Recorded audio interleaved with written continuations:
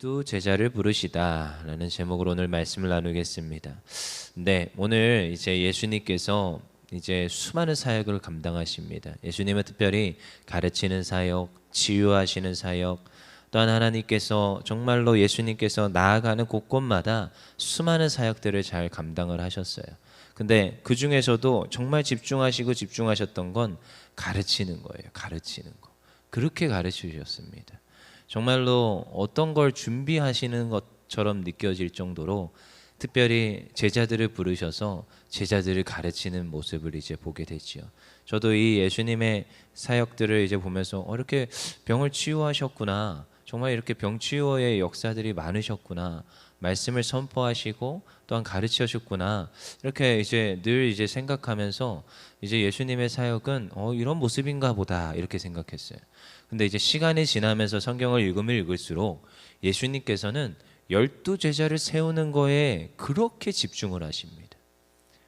누가 뭐라고 해도 누구요? 12제자를 세우는 데 집중을 하세요. 특별하게. 여러분 이런 모습을 보면서도 이제 사역의 방향성을 이제 보는 거지요. 여러분 세상은요 단 한 사람이 바꾸더라고요. 저도 역사를 좋아합니다. 근데 세계 역사를 돌아보아도 그 어마어마한 그러한 여러 가지 환난과 여러 가지 어려움들이 있을 때, 난세가 있을 때 꼭 한 명의 영웅이 등장해서 그 모든 것들을 뒤집어 엎는 걸 보게 되지요. 그리고 교회 역사적으로 봐서도 여러분 선교 역사를 봐서도 단 한 사람이 그 모든 걸 판도로 바꾸게 됩니다.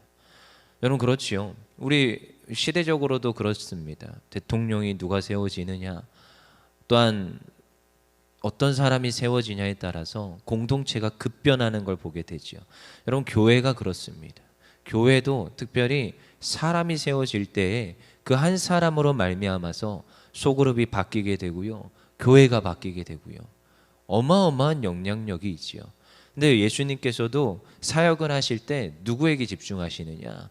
제자 한 사람 한 사람 세우는데 수많은 이들이 따르지만 그 중에서 특별히 12제자 그리고 그 12제자 중에서 또 특별하게 또 3명을 더 집중하세요. 그러니까 이런 걸 보면서 사역의 방향성을 잡는 거예요. 아, 예수님이 이렇게 사역하셨구나. 여러분 저도 이제 사역을 하다 보면 수많은 사람들하고 이제 만나게 되지요. 만나는 사람들이 몇십 명씩 됩니다. 여기에 교회 와서도 만나지만 또 바깥에 학교 가서도 만날 수 있고요. 또 지인들도 있고요. 근데 이제 특별히 공동체들이 다 다르지요. 청소년도 가야 되고 청년도 가야 되고 장년도 만나야 되고. 근데 이 공동체들이 다 다른데 여러분 그 모두하고 계속 주기적으로 소통을 할 수가 없습니다. 그럼 누구하고 소통을 해요? 세워진 리더들하고만 소통을 합니다.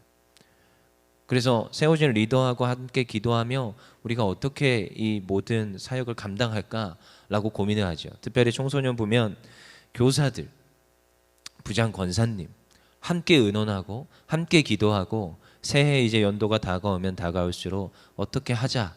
그리고 그 중에서도 교사들이 이제 얘기를 하다가 보면은 리더를 누구를 세우자. 그래서 임원을 세웁니다.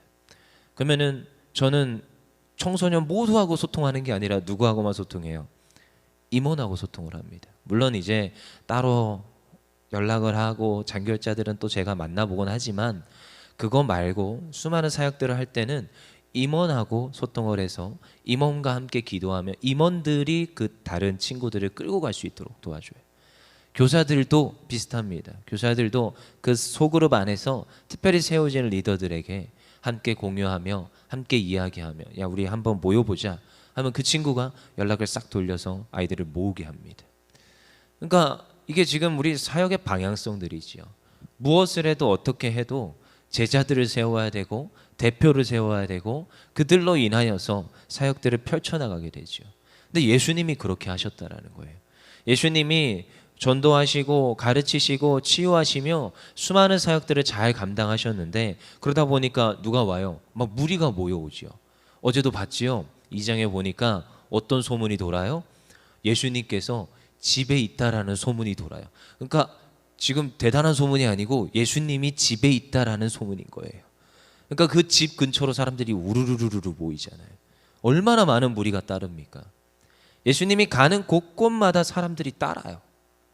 그러니까 중풍병자도 내리려고 하니까 그 무리들이 있으니까 못 들어가니까 지붕을 뜯어가지고 거기 지붕으로 내리게 되는 거죠. 그러니까 많은 무리가 지금 따르고 있는 상황입니다. 그러니까 지금 제자들, 그들도요, 근데 그들은 제자들이라고 하겠죠.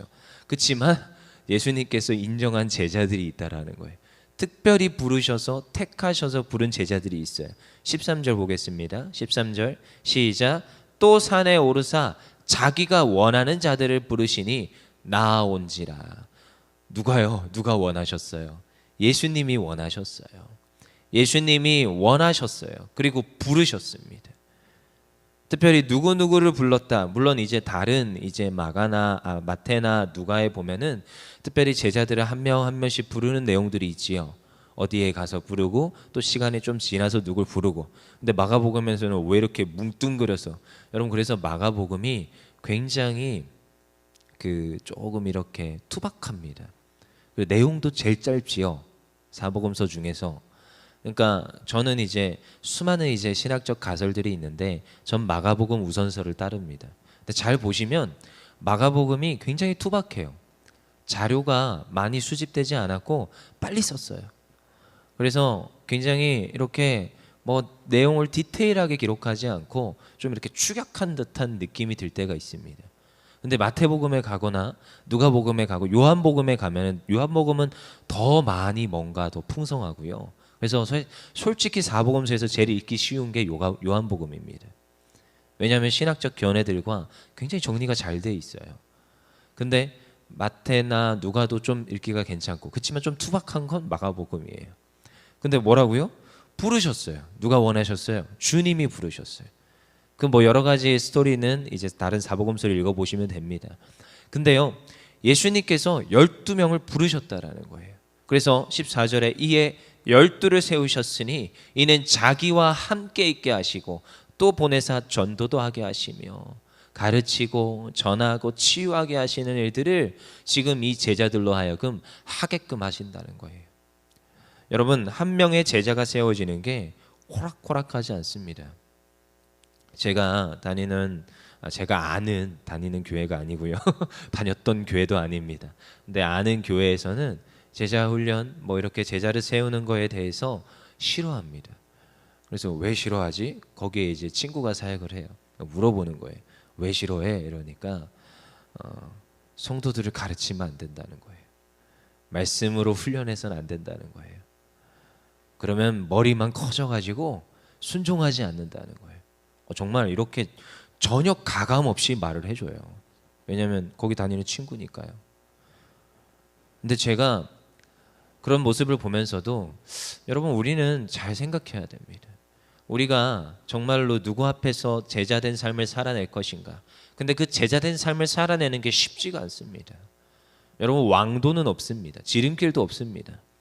그냥 꾸준하게 예배드리며 하나님의 말씀을 읽어야 되고요. 또한 하나님의 말씀을 알아가야 돼요. 읽고 나서 알아가셔야 됩니다. 그래서 해결이 안 되잖아요. 와서 물어보셔야 됩니다. 근데 저희 교회는 얼마나 그게 잘 돼 있습니까? 스스럼 없이 언제든지 와서 물어봐라. 그래서 담임 목사님한테 궁금한 게 있으면 물어보는 교회 흔치 않습니다. 근데 또한 그러고 나서도 또한 제자 훈련을 하지요. 지속적으로. 왜요? 예수님이 그러셨어요. 12를 세우셔서 그들로 하여금 전도하게 하시려고, 그 다음에 15절에 귀신을 내쫓는 권능도 가지게 하시려고. 여러분, 귀신 내쫓는 게 쉽습니까? 물론 예수 이름의 권세로 내쫓아야 되죠. 근데 나중에 에피소드들이 있지요. 떠나가라 하는데 안 떠나가요. 안 떠나가요. 내가 예수도 알고 지금 다른 이도 하는데 너는 모르겠다, 너는 모르겠다. 지금 이 정도까지 가는 거예요. 근데 여러분, 귀신 내쫓는 권능과 권세는요, 한순간에 오는 게 아닙니다. 꾸준한 하나님의 말씀으로 깨어있고 예수 그리스도의 복음에 확신하는 자들, 그들이 나아가서 복음을 선포할 때 악한 영들은 떠나가게 되는 것입니다. 근데 그 한 사람의 제자가 세워지는 데는요, 시간이 걸리고요, 많은 애씀들이 필요합니다. 수많은 이들의 도움이 필요합니다. 그리고 내가 누구 앞에 서야 돼요? 하나님 앞에 제자로 서야 되고요, 하나님 앞에 탁월한 제자로 서야 됩니다. 그래서 오늘도요, 몸부림치는 거예요. 책 중에 이런 책이 있습니다. 팬인가 제자인가. 좋아하는 책이에요. 근데 거기에서 정말로 뼈 때리는 말을 해요. 사람은 누구나 펜처럼 예수님을 따를 수 있다. 이렇게 말합니다. 신앙생활을 하는데 잘하는 것 같지만 펜이라는 거예요. 펜. 따르는 사람이라는 거예요. 그냥. 근데 제자는 아니라는 거죠. 제자가 아니라는 거예요. 정말로 그 스승의 그 모든 생각과 그 모든 사역의 원리들, 정말로 영혼 사랑하는 열정을 그걸 물려받은 제자가 아니라는 거예요. 제자는요, 스승이 하는 그대로 하는 것이 제자입니다. 스승이 했던 그대로 말하는 게 제자입니다. 제가 시간이 지나고 나서 보니까 제자들은요, 스승을 닮더라고요. 보니까 그래요. 제가 이번에도 학교 들어가서 공부하잖아요. 어제도 무슨 그 구약 신학 세미나 하면서 이제 또 듣는데 한쪽에 이제 무리가 되게 재밌게 앉습니다. 이렇게 학생들이 앉아야 되잖아요. 한 명이 교수가 한 명, 두 명, 세 명이 앉아요. 세 분이 앉아요. 근데 요 교수님 뒤로 쫙 앉고 요 교수님 뒤로 쫙 앉고 요 교수님 뒤로 쫙 앉아요. 근데 제가 좀 늦게 갔어요. 어제 여기에서 뭐 이것저것 하다가 뭐가 잔뜩 들어오길래 그거 좀 받아주고 막 하다가 좀 늦게 갔는데 딱 들어갔더니 다 앉아 있고 어디 앉아야 되지? 제가 멀뚱멀뚱 하필이면 문도 하나예요. 근데 멀뚱멀뚱 있는데 저쪽에서 저보고 오라는 거예요. 딱 보니까 확인하니까 저기에 제가 섬기는 교수님이 계시네. 그걸로 갔죠. 딱 앉았는데 교수님 제자들만 쫙 앉아 있는 거예요. 그래서 나중에 밥 먹으러 한번 가서 얘기를 하는데 깜짝 놀랐어요. 사람들이 성향이 비슷해요. 다 비슷해요. 근데 저쪽 교수님 제자들은 좀 성향이 좀 비슷합니다.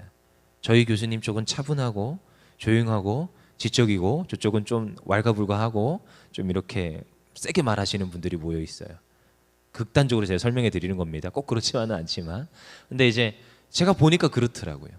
스승을요 닮아요, 제자들이. 특별히 스승과 한 8학기, 9학기, 10학기 정도 있으셨던 분들은 말투까지 닮아요.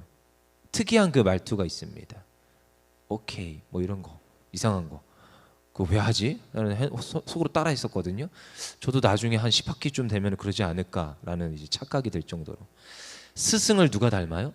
제자가 닮더라고요. 여러분, 우리가 예수님을 따라갑니까? 예수님이 특별히 제자들을 세우셨어요. 함께 있게 하시고 보내사 전도도 하게 하시며 귀신을 내쫓는 권능도 주시려고 부르셔서 그들과 함께 먹으며 그들과 함께 자며 그들을 애써서 가르쳤었어요. 그리고 계속 사역에 대해서 얘기를 하죠. 죽음에 대해서 얘기합니다. 내가 너희를 위해서 죽어야 돼. 십자가에 내가 못 박혀서 죽어야 돼. 하지만 3일 만에 살아나야 돼. 이 이야기를 계속 하시면서 계속 가르쳐 주십니다. 그리고 그대로 하십니다. 십자가에서 죽으시고 부활하셨어요. 근데 부활하시고 나서 또다시 말씀하신 대로 제자보다 먼저 가셔서 다시 제자들 앞에 돌아오셔서 하시는 말씀이 또다시 말씀을 가르치는 거예요. 그동안 너희에게 있어야 됐던 일들이, 내가 너희에게 말해줬던 일들이 이것이다 하면서 예수님의 십자가의 사건에 대해서 또다시 풀어줍니다. 또다시 알려줍니다. 제자들은 어떻게 해요? 계속 가르쳐주고요, 계속 알려주는 것을 볼 수 있어요. 부활하시고 나서도 가르쳐주는 거예요. 그리고 나서 늘 하는 말씀이 뭐예요? 가르친 그대로 너희도 어떻게 해라? 행하라라는 거예요. 오늘도 예수님이 전하셨고요, 가르쳐셨고요, 치유하셨어요. 그 사역을 누구에게 하라고요? 지금 맡겨진 제자들에게 하라는 거예요. 그 대신 이제 너희들은 먼저 뭐 해라? 예루살렘에 모여서 기도하라 하고 승천해서 올라가십니다. 그러고 나서 약속한 성령님이 임하니 이제 정말로 예수님의 권능 가운데, 보혜사 성령님의 인도하신 가운데 그제서야 예수님의 마음을 알아 예수님의 제자된 삶을 살아내죠. 그 제자들은 하나같이 어떻게 살아냅니까? 죽음으로 갔습니다. 예수님이 걸으셨던 그 십자가를 지고 걸어가는 그 길을 걸어가더라는 거예요. 팬이 아니었어요. 제자된 삶을 살아내더라고요. 계속 가르치고 전하고 치유하는 사역들을 그 제자들은 명확하게 해내는 것을 우리가 보게 됩니다. 오늘 예수님이요 12 제자들을 부르셨어요. 오늘 우리를 부르셨습니다. 다른 누구도 아닌 오늘 우리들을 율전교회로, 우리의 맡겨진 사역지로 부르셨습니다. 이것은 내가 선택한 것이 아니라 하나님의 부르심임을 믿습니다. 예수님이 우리를 부르셨음을 믿습니다. 그래서 그곳에서 세워서 오늘도 우리로 하여금 전하게 하시고 가르치게 하시고 치유하게 하시고 또한 악한 마귀를 떠나가게 하시는 이 모든 사역들을 우리로 하여금 감당케 하시는 줄 믿습니다. 그리하여 주의 교회를 세우며 하나님의 나라를 이뤄가는 주님의 성도님들 되기를 간절히 소망합니다. 기도하겠습니다.